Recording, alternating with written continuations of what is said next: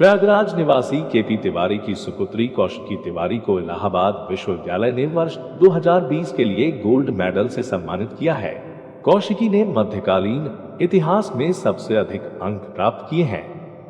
Anveshi India team ने कौशिकी के निवास पर उनसे बात की।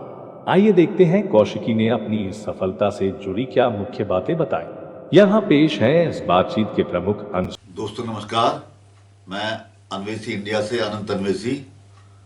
जैसा कि हम हमेशा अपने विभिन्न क्षेत्रों के विशिष्ट व्यक्तियों से आपसे मुलाकात कराते रहते हैं, उसी कड़ी में आज हम एक ऐसी होनहार छात्रा से मुलाकात कराएंगे जिन्होंने इलाहाबाद विश्वविद्यालय में गोल्ड मेडल हासिल किया है।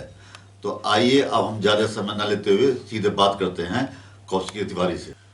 कौशिकी, सबसे पहले आपको बहुत बहुत बधाई कि आपने इलाहाबाद विश्वविद्यालय में गोल्ड मेडल हासिल किया है। तो हम चाहते हैं कि हमारे दर्शकों को आप ये बताएं थोड़ा सा विस्तार से कि गोल्ड मेडल किस ईयर में आपने जीता है, उस अवसर पर क्या क्या हुआ, किस तरीके से हुआ। मुझे अभी रिसेंटली 8 नवंबर 2021 को गोल्ड मेडल अवार्ड किया गया है यूनिवर्सिटी ऑफ इलाहाबाद की तरफ से, और for securing the highest marks in medieval history. और मैं यहाँ से पीजी की स्टूडेंट थी और सेशन 2019-20 के लिए मुझे ये मेडल अवार्ड किया गया है। और इस प्रोग्राम में जो हमारे चीफ गेस्ट थे वो honourable education minister of India Shri Dharmendra Pradhan sir थे, और साथ में हमारी vice chancellor ma'am Sangeeta Srivastava ma'am और chancellor mister Ashish Chauhan sir थे, जो करंट में बॉम्बे स्टॉक एक्सचेंज के हेड हैं। कौशिकी, अब हम ये जानना चाहते हैं कि आपके बचपन से अब तक के सफ़र के बारे में, कि आपकी स्कूलिंग कहाँ से हुई, उसके बाद की एजुकेशन कहाँ से हुई और किस प्रकार की उसमें आपका रिकॉर्ड रहा। मैंने अपनी स्कूलिंग संस्कार इंटरनेशनल स्कूल से कंप्लीट की है, सीबीएसई बोर्ड से।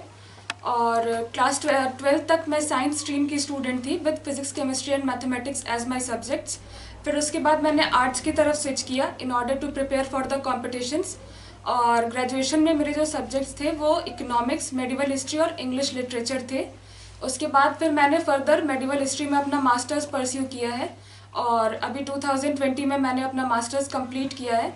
और जहाँ तक स्कूल से लेकर और फाइनल तक का जो मेरा रिकॉर्ड है वो हमेशा से अच्छा रहा है, और I was among the top 3 students in my school and in the university as well. Kaushiki, जिस प्रकार आपने बताया कि आप टॉप 3 में रही हैं, तो आपकी इस एकेडमिक के अलावा जो और एक्टिविटीज़ होती हैं, यानी कल्चरल है, स्पोर्ट्स है, उन सब एक्टिविटीज़ में भी आप कभी पार्टिसिपेट आपने किया है? नहीं। स्कूल लेवल तक मैं कल्चरल प्रोग्राम्स में एक्टिव थी। स्पोर्ट्स में तो उतना एक्टिव मैं नहीं रही हूँ, बट स्कूल लेवल तक मैं हमेशा कल्चरल प्रोग्राम्स में पार्टिसिपेट करती रही हूँ। फिर यूनिवर्सिटी में आने के बाद से फिर उतना एक्टिव नहीं रही हूँ, बिकॉज थोड़ा सा स्टडीज़ की तरफ ज़्यादा फोकस रही, तो इसके चलते उतना एक्टिव मैं नहीं थी उसके बाद से। क्या हम इस आपके जवाब को इस रूप में ले सकते हैं कि आपकी नज़र में केवल एकेडमिक में एक्सेलेंट करना रहा और एक्टिविटीज़ की तरफ ध्यान नहीं गया या नहीं ध्यान दिया, तो इसका कारण क्या हो सकता है? जहाँ तक एकेडमिक्स की बात आती है तो फिर उसमें तो हमेशा एक्सेल करने की कोशिश करनी चाहिए, बट स्पोर्ट्स एंड ऑल में भी एक्टिव रहना बहुत इंपॉर्टेंट है, बिकॉज फिर कंटिन्यूसली स्टडीज़ के चलते वो काफ़ी बोरिंग हो जाएगा। बट मैंने थोड़ा सा उस तरफ ध्यान नहीं दिया, ये थोड़ी सी फॉल्ट है मेरी, बट एक्टिव रहना चाहिए कल्चरल में भी और स्पोर्ट्स में भी। क्या इसको हम इस रूप में ले सकते हैं कि आप स्टूडियस ही बनी रही? यस सर, ये कहा जा सकता है कि स्कूल से लेकर फिर यूनिवर्सिटी तक में मैंने मेनली स्टडीज़ पर ही फोकस किया और हमेशा स्टूडियस ही रही हूँ। आपकी इन खासतौर से पोस्ट ग्रेजुएशन में डेली रूटीन क्या रहता था, यानी कितने आवर्स आप पढ़ाई में देती थी या और अपने प्राइवेट कामों में ध्यान देती थी? तो इस बारे में थोड़ा बताइए। मॉर्निंग में उठने के बाद से फिर मैं अपना जो डेली रूटीन है वो पूरा करके फिर मैं कैंपस जाती थी यूनिवर्सिटी, और वहाँ से आने के बाद फिर लंच वगैरह किया और थोड़ी देर रेस्ट किया। फिर शाम को ऑलमोस्ट 3 to 4 आवर्स स्टडीज़ करने के बाद फिर डिनर करके रेस्ट करना, और जब एग्ज़ाम्स पास में आते थे तब इस टाइम को इंक्रीज़ करके ऑलमोस्ट 6 to 7 आवर्स की स्टडीज़ मैंने की है अपने एग्ज़ाम्स के लिए। कौशिकी, जिस प्रकार आज का यूथ सोशल मीडिया पर बहुत एक्टिव है, तो आपका अपने बारे में क्या कहना है कि आप इसमें कितनी एक्टिव रहती हैं? जहाँ तक सोशल मीडिया की बात आती है तो व्हाट्सएप या फिर फेसबुक किसी भी सोशल मीडिया प्लेटफॉर्म पर मेरा अकाउंट नहीं है, बिकॉज ये बहुत बड़ा डिस्ट्रैक्शन होता है जब हम प्रिपेयर कर रहे होते हैं किसी भी एग्ज़ाम के लिए। तो आजकल के टाइम में जो ये स्टूडेंट्स का पूरा ध्यान इस तरफ रहता है कि हमें फ़ोटोज़ पोस्ट करनी है जिससे हमें कमेंट्स मिले, तो मुझे लगता है कि एक पोजीशन पर पहुंचने के बाद फ़ोटोज़ पोस्ट करने पर जब कमेंट आए वो ज़्यादा बेटर है। अभी कमेंट्स को मतलब उसकी तरफ आपका ध्यान होने के चलते अभी जो है वो आपका फोकस अपने करियर पे होना चाहिए in comparison to social media. अब जैसा आपने एमए में गोल्ड मेडल ले लिया है, इसके बाद क्या आगे का ड्रीम है? यानी कि हायर एजुकेशन लेना है या किसी और काम में अपने को एक्टिव करना है? मास्टर्स कंप्लीट करने के बाद फिर अब मेरा जो पूरा फोकस है वो सिविल सर्विसेज की तरफ है। मैं अपनी सोसाइटी को सर्व करना चाहती हूँ, तो इसी के लिए मैं प्रिपेयर कर रही हूँ फॉर यूपीएससी एंड यूपीपीएससी। आपने जो शानदार सफलता हासिल की है, इसमें आप किसको श्रेय देना चाहेंगे? मेरा जो क्रेडिट है वो मेरे पेरेंट्स को जाता है, बिकॉज वही लोग हैं जो हमेशा जिन्होंने मेरे साथ में स्टैंड किया।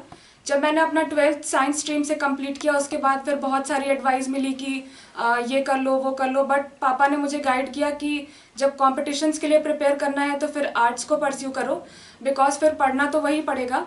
तो सिर्फ मेरे पापा और मम्मा हैं जो हमेशा मेरे साथ में रहे हैं हर चीज़ में। और जहाँ तक रही बात, जब भी थोड़े बहुत मार्क्स कम भी आए तब भी फ्रेंड्स और रिलेटिव्स का यही कहना था कि आर्ट्स क्यों ले लिया है, और मैंने तुरंत स्विच किया था आर्ट्स की तरफ। बट पापा मम्मा का हमेशा ये बिलीव था कि नहीं अभी और ट्राई करो, तुम हमेशा अच्छा कर पाओगी। इसके अलावा जो क्रेडिट जाता है वो मेरे प्रोफेसर्स को जाता है, चाहे वो मेरे क्लास 1st to 12th तक के टीचर्स रहे हो या फिर मेरे यूनिवर्सिटी में प्रोफेसर्स रहे हो। जैसे कि एक हमारा दोहा है कि गुरु गोविंद दो खड़े काके लागू पाए, बलिहारी गुरु आपने गोविंद दियो बताए। तो मुझे लगता है कि जब मैं 3rd पे थी, 1st to 3rd के बीच में थी मैं, तो मुझे 1st पे लाने का जो क्रेडिट है वो मेरे प्रोफेसर्स का ही है। उन्होंने मुझे हमेशा गाइड किया, मोटिवेट किया, मुझे नोट्स वगैरह जो है वो प्रोवाइड किए, और अभी भी मतलब इस स्टेज पर आने के बाद भी वो मुझे हमेशा इनकरेज कर रहे हैं सिविल्स की प्रिपरेशन के लिए। और आईएएस वगैरह के इंटरव्यूज़ में वो लोग ऑलरेडी बैठ चुके हैं तो उन्हें उस चीज़ का आइडिया है, तो वो हमेशा बताते हैं कि मतलब कैसे प्रिपेयर करना है, किस चीज़ को किस तरह से पढ़ना है। तो मेरा जो क्रेडिट है वो मेरे प्रोफेसर्स को भी जाता है, जिसमें से professor Heramb Chaturvedi sir, professor Yogeshwar Tiwari sir और प्रोफेसर पीएल विश्वकर्मा सर, इन तीनों ने काफ़ी हेल्प की है मेरी, और अभी भी वो मुझे काफ़ी हेल्प कर रहे हैं मेरे फ्यूचर के लिए। उनकी ब्लेसिंग्स जो हैं वो मेरे लिए काफ़ी मतलब वैल्यूएबल है और हमेशा रहेंगी। ये तो आप भी जानते हैं कि सिविल सर्विसेज बहुत टफ कंपटीशन है, तो क्या बैकअप भी कोई दिमाग में है कि यदि इसमें सिलेक्शन नहीं हुआ तो हम ये करेंगे? मेरी कोशिश तो पूरी रहेगी कि मैं सिविल्स क्वालिफाई कर पाऊँ, बट इन केस अगर मैं नहीं कर पाती हूँ देन मेरे पास स्टेट सिविल सर्विसेज का ऑप्शन है। उसके अलावा और भी गवर्नमेंट जॉब्स हैं जिनके लिए मैं प्रिपेयर कर सकती हूँ, और जो एक अच्छा ऑप्शन है वो ये है कि मैं फर्दर अपनी पीएचडी परस्यू करके फिर टीचिंग की तरफ भी जा सकती हूँ। तो ये सारे ऑप्शंस जो है वो मेरे पास है, बट जो प्राइम फोकस है वो सिविल्स की तरफ है, और उसके ना होने पर फिर मैं इन चीज़ों पर ध्यान दे सकती हूँ। तो आपका कोई रोल मॉडल भी है कि आप उस जैसा बनना चाहती हैं?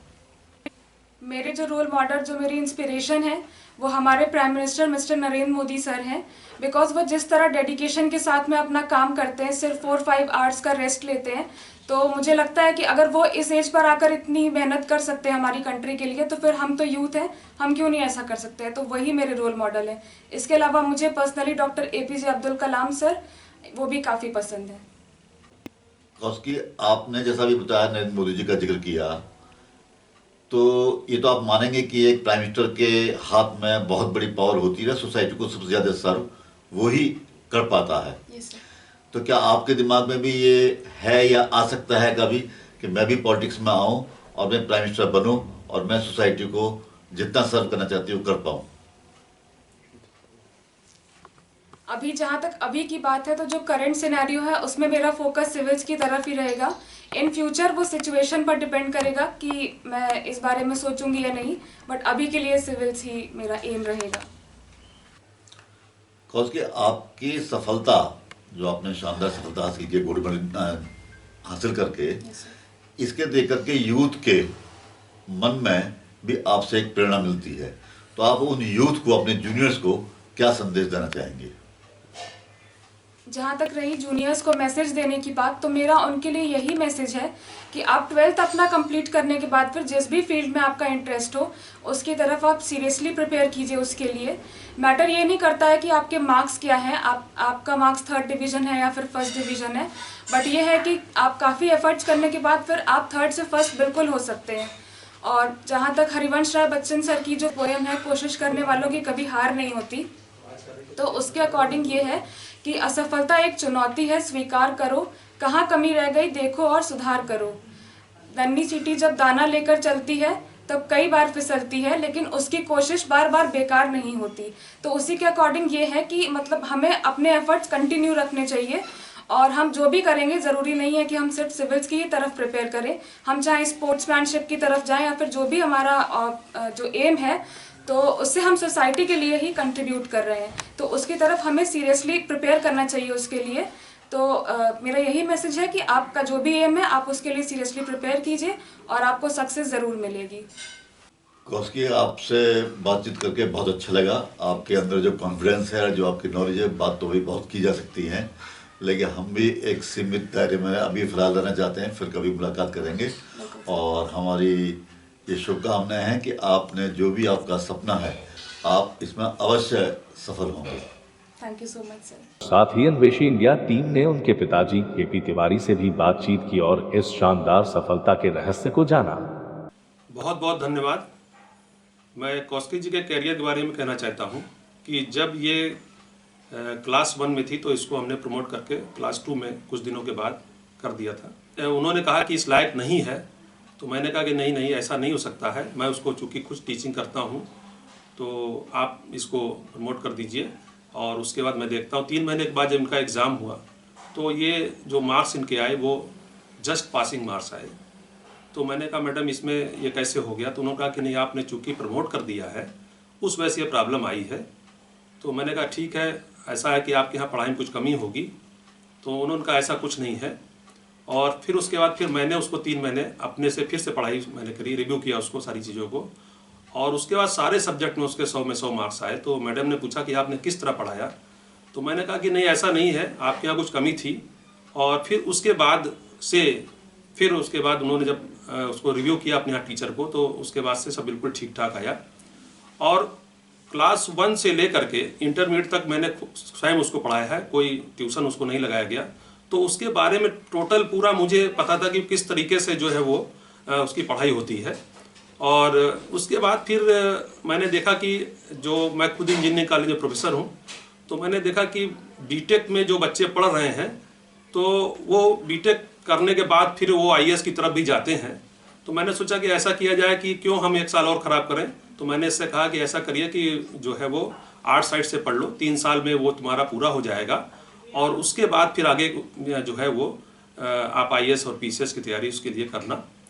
और फिर उसके बाद इन्होंने जब ग्रेजुएशन किया तो मार्क्स अच्छे आए। उसके बाद फिर ये हुआ कि चलिए पोस्ट ग्रेजुएशन भी करा दिया जाए, जिससे कि और डेप्थ में नॉलेज हो जाए।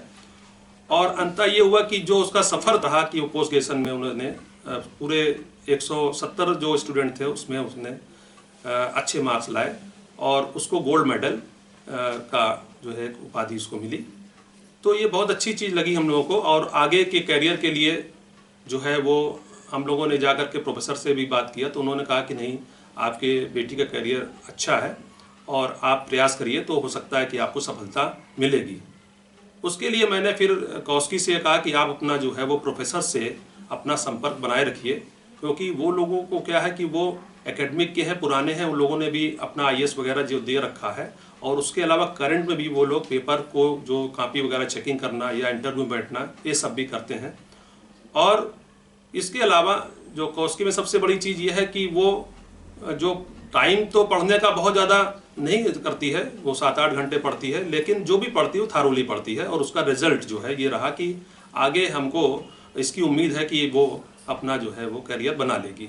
अगर कोई भी तरीके से अगर नहीं भी बनता है, मान लीजिए अगर आईएएस की जो बात कर रही है, पीसीएस की बात कर रही है, नहीं होते, तो उसके लिए बहुत से अभी भी है मैंने उससे कहा कि आपका पीएचडी भी हो सकता है, पीएचडी के बाद भी आप प्रोफेसर बन सकते हो और उसके बाद भी आप जो है वो बच्चों के भविष्य को, जिस तरह आपने अपना कैरियर बनाने की कोशिश करी, और भी अपने बच्चों का भी कैरियर भी बनाने की कोशिश करना। और इसी सब चीज़ों के साथ में मैं आप लोगों का बहुत बहुत धन्यवाद करता हूँ कि आपने अपना जो है चैनल के थ्रू हमें, हमारे बच्चे की और हम लोगों को प्रमोट किया, इसके लिए बहुत बहुत धन्यवाद। बहुत बहुत धन्यवाद तिवारी जी। और बिटिया से बात करके हमको पूरी उम्मीद है कि इसको सफलता मिलेगी और हमारी शुभकामनाएं भी हैं कि इसके अपने सपनों को पूरा करें बिल्कुल। और आपका नाम रोशन करें। बिल्कुल, बहुत बहुत धन्यवाद। अगर आपको हमारी ये वीडियो पसंद आए तो इसे लाइक करें, सब्सक्राइब करें और शेयर करें ताकि हम आपको ऐसी और भी वीडियो भेजते रहें।